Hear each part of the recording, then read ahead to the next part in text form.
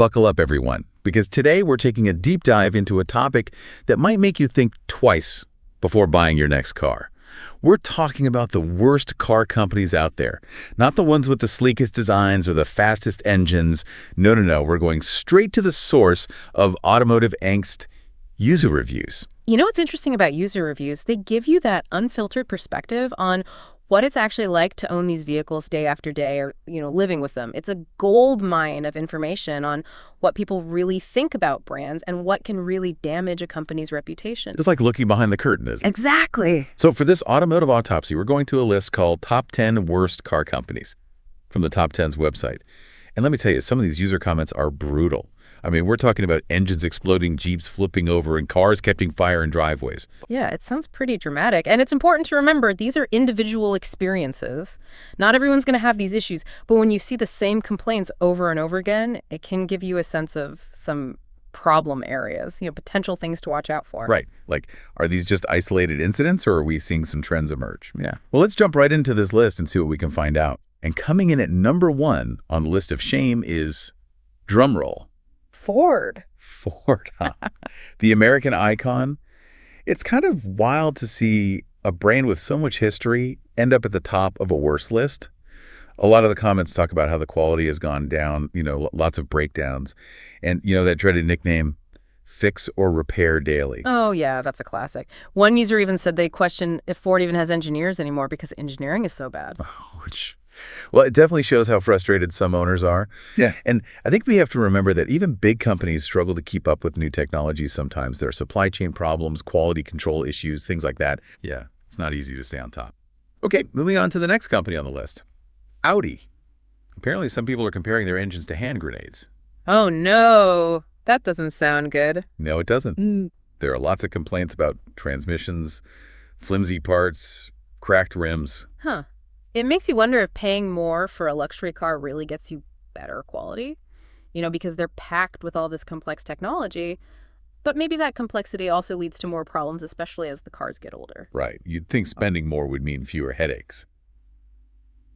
Okay, let's move on to a brand that always seems to get people talking, Jeep.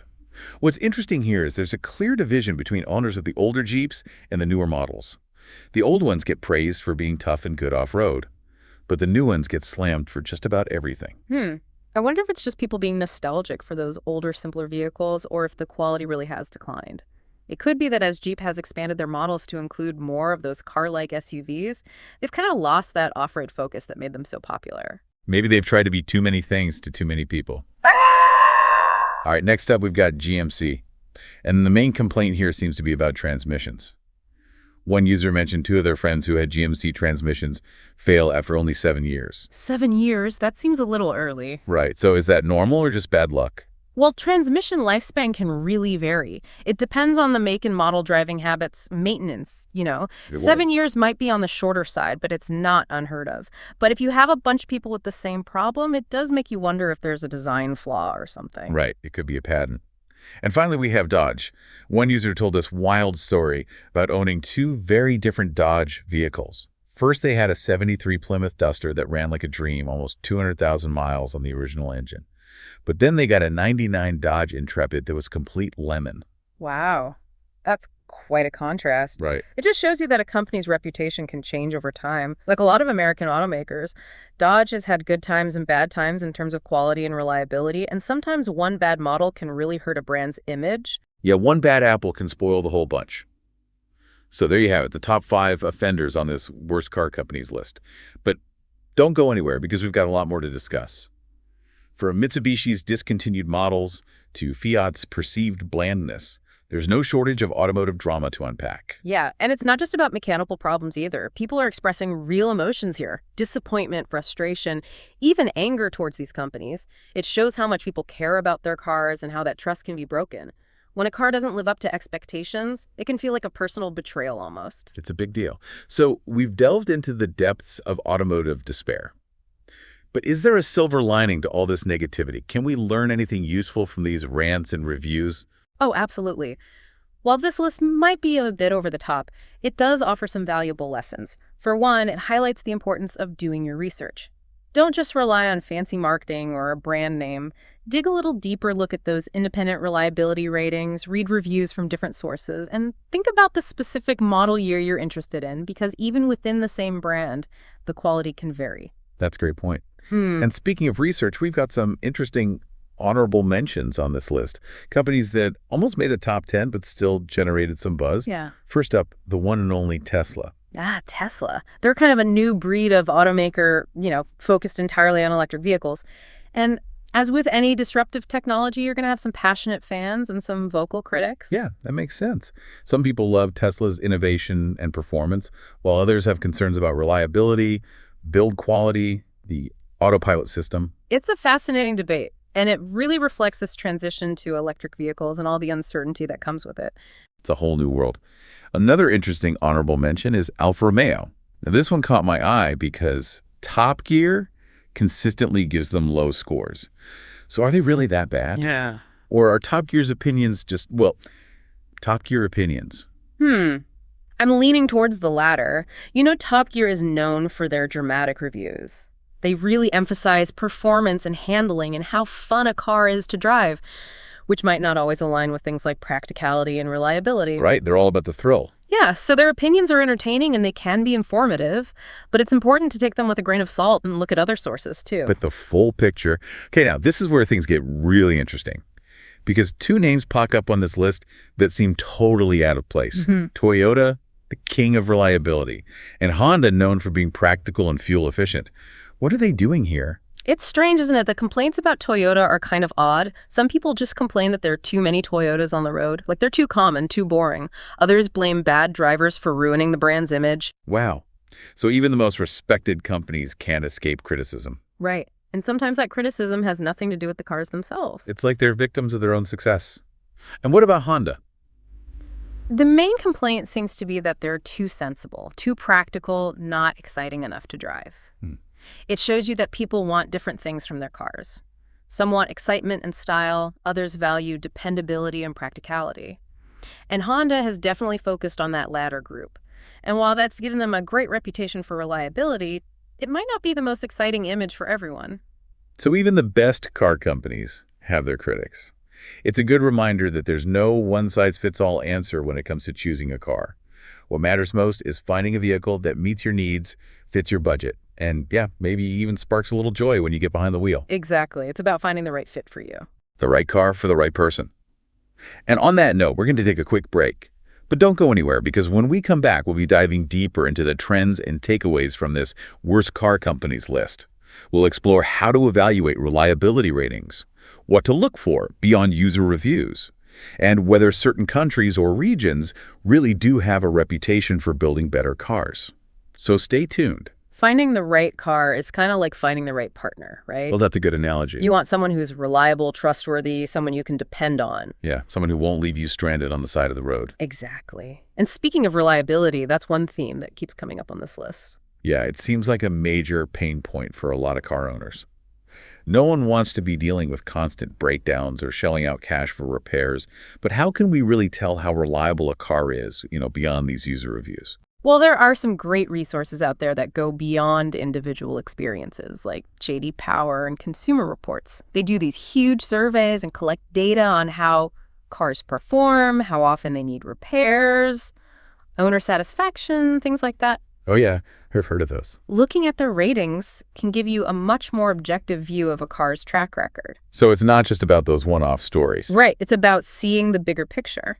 So besides checking those ratings, what are some red flags we should look out for when we're researching a car?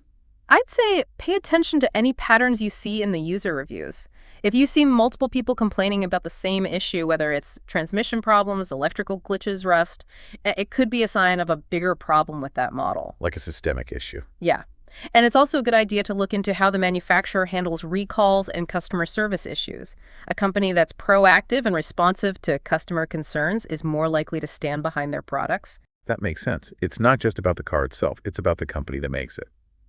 Now, another thing I noticed on this list is that some users make these generalizations about car manufacturing based on where the car is from. Like saying all German cars are good or all American cars are bad. Is there any truth to those claims? It's definitely an oversimplification to say that all cars from one country are good or bad. But there are historical and cultural factors that can influence manufacturing practices and quality control. Like what? Well, for example, German automakers have a long reputation for precision engineering and performance, while Japanese brands are known for reliability and fuel efficiency. Oh yeah, that's true. But even those stereotypes are being challenged now with globalization. Cars are being assembled in multiple countries, parts are coming from all over the world. Yeah, it's hard to say where a car is really from anymore. It's all mixed up. Right. And that brings us to another important element that this worst car companies list highlights: brand perception. Yeah, there are a lot of strong opinions on that list, both positive and negative. It's clear that our car choices are influenced by more than just objective factors like performance and reliability. There's this emotional element, this sense of identity and association with a particular brand.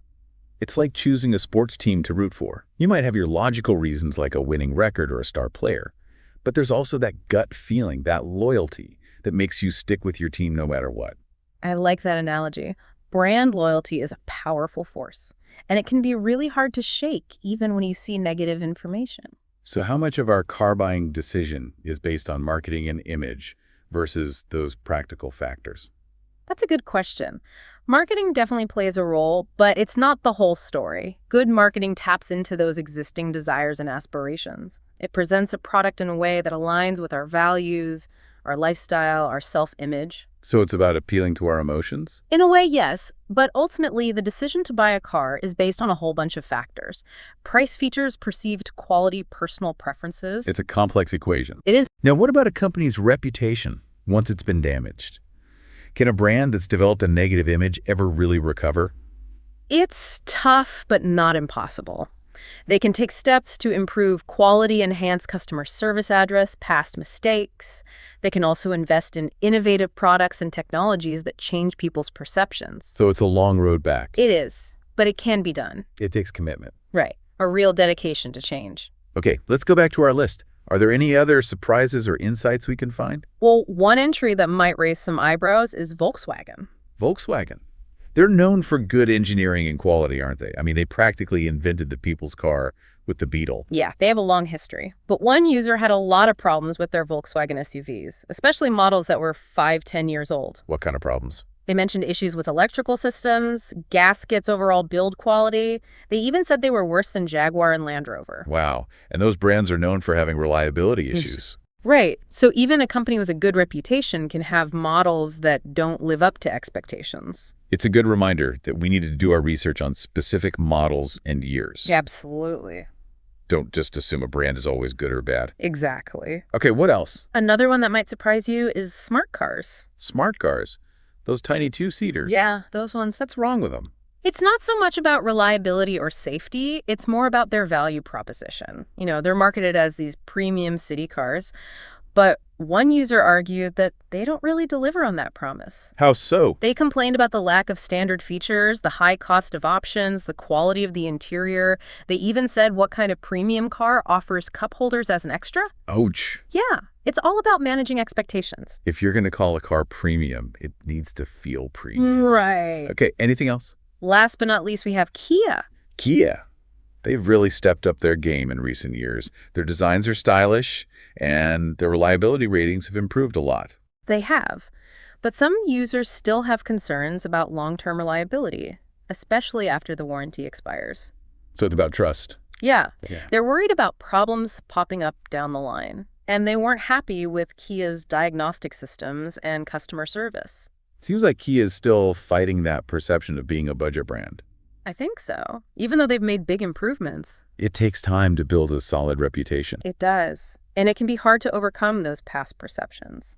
Okay, so we've talked about a lot of different car companies, and we've seen that even the best ones have their critics. So the question is, how much weight should we really give to online reviews and rankings when we're buying a car?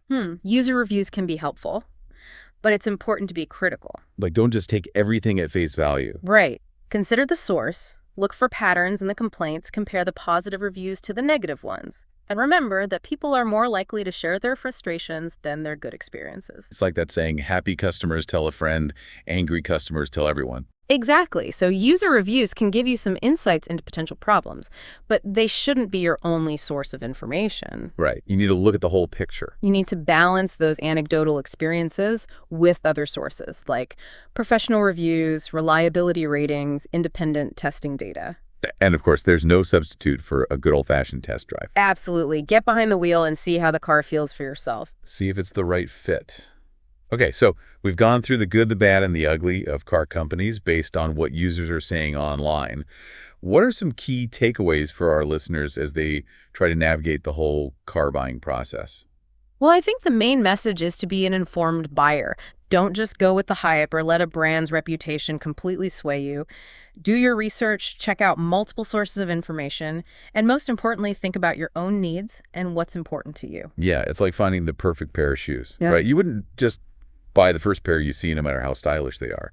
You'd think about comfort, durability, how well they fit, and if they actually go with your clothes. Exactly. A car is a big investment both financially and in how it impacts your life. So it's worth taking the time to find one that really suits your lifestyle budget and what you like. Absolutely. And speaking of fit, another takeaway is that you don't have to limit yourself to the big, well-known brands. There are lots of other car makers out there making great vehicles that you might not have even heard of. You know there are hidden gems to be discovered, whether it's a smaller independent brand or a lesser-known model from a bigger company. Sometimes going off the beaten path can lead to a really great car buying experience. It's like trying a new restaurant. Yeah. You might have your favorite dishes, but sometimes trying something new can be amazing. I agree. And remember, a car is more than just a way to get around. It's a reflection of who you are, how you live your life, what's important to you. So let those things guide your decision. Do you want something fuel efficient and eco-friendly? Are you interested in cutting-edge technology and performance? Or maybe you just want something practical and reliable for adventures. It's about finding a car that aligns with you. Okay, so let's shift gears a bit. Imagine you have the power to create the perfect car company from scratch. What would be your top priorities? That's a fun thought experiment. I think reliability would be at the top of the list for sure. Building cars that people can depend on day in and day out without constantly needing repairs. That would be the foundation of my company. A solid foundation. Yeah. But beyond that, it's about finding a good balance between different priorities. It's like putting together an orchestra. You need all the different instruments to work together to create a beautiful sound. Exactly. So along with reliability, I'd also focus on fuel efficiency and sustainability. We have to think about the environment. So making cars that are fuel efficient and eco-friendly would be crucial. I agree, but we also don't want to sacrifice performance or make cars that are boring to drive. Of course not. People want cars that are fun and exciting to drive, cars that make them feel good. So it's about finding that sweet spot. Right, that balance between performance and efficiency. And we can't forget about style and design. Definitely. A car should look good. It should be something people are proud to own. It's about creating a car that's both functional and beautiful. And something that people feel an emotional connection to. Right. Okay, so we've talked about the car itself. But what about the company culture? What kind of values would you want your employees to have? I'd want to create a culture of transparency, integrity, and putting the customer first. I think treating customers with respect and honesty is so important for building trust. And that starts with giving employees the power to make decisions that are in the best interest of the customer, even if it means going above and beyond. It's about building a company that people can believe in. Exactly. A company they feel good about supporting. And maybe it's about more than just building and selling cars. Maybe it's about contributing to a better future through safety technology or finding new ways to get people around. I think you're right. The perfect car company isn't just about making money, it's about making a positive impact. That's a great goal. Well, we've covered a lot in this deep dive, from dissecting online reviews to imagining the future of the car industry. It's amazing how exploring even something as ordinary as cars can lead to such interesting conversations. It shows how powerful curiosity can be and how important it is to stay engaged with the world around us. Couldn't have said it better myself. So we want to thank you, our listeners, for joining us on this deep dive into the world of car companies. We hope you enjoyed it and learned some valuable things along the way. And remember, when it comes to choosing your next car, do your research. Trust your gut and don't be afraid to think outside the box. The perfect car for you is out there waiting to be discovered. And who knows, maybe one of you listening will be the one to create that perfect car company someday. Until then, happy driving, everyone.